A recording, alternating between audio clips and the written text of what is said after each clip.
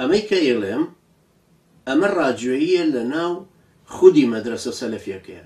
ئێمە پێمان قبوڵە لەگەڵ هەر هەمویانە ڕەفتارمان هەیە و لەگەڵ هەمووشیانە حساب بۆ ئەوواکەین ئەوەی کە کۆمانەکاتەوە لەگەڵ یەکتری زۆر گەورەتر لەوەی کە جیاوازمانەکاتەوە لە یەکتری. ئێستا دێمە سەر ئەم نقطەیە کە بۆچی وایە.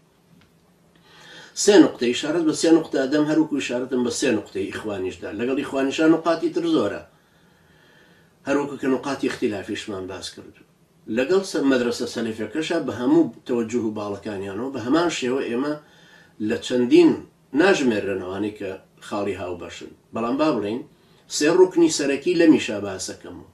یەکەم مەسەلەی وەرگرتنی کۆلکە هاوبەشەکان خاڵە هاوبەشەکانی عەقیدەکە.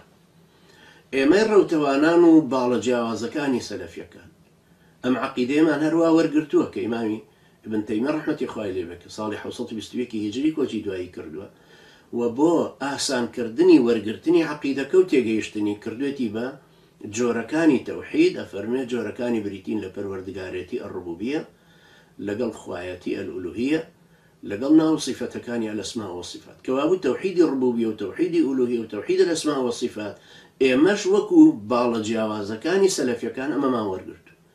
ئەوانەی تابعی شێخی ئەلبانی ڕەحمەتی خوای لێ بێ هەر ئەمان وەرگرتووە چونکە ئەوانیش لە شەرحی عەقیدەی تەحاویەکەیە هەر لە شێخی ئەلبانی ئەومان وەرگرتووە.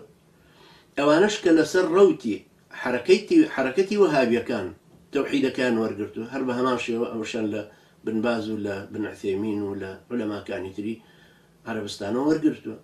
ئەو کەسەی کە لەسەر ڕێبازی ئەحمەد شاکریش ڕۆیشتووە لە میسر هەر بە هەمان شێوە ئەوانش عەقیدەکان هەروە وەرگرتووە کە ڕوبوبیە و ئولوهیە و ئەسما و صیفاتی تایە. ئێمەش بە هەمان شێوە ئەوەی ئەوانمان وەرگرتووەتەوە. ئەنجا ئایا ئێمە شەرحی عەقیدەی تەحاویەکەمان لە عەبدولمونعیم طەرتوسیە وەرگرتووە بۆ بەسیر یا لە عەبدولئاخر حەمادەوە وەرگرتووە یا لە هەر کەسێکی تر کە شەرحی تەوحیدەکەی کردووە باسی تەوحیدی متابعەکەشی زۆرتر کردووە یان تەوحیدی حاکمیەتیشی باس کردووە.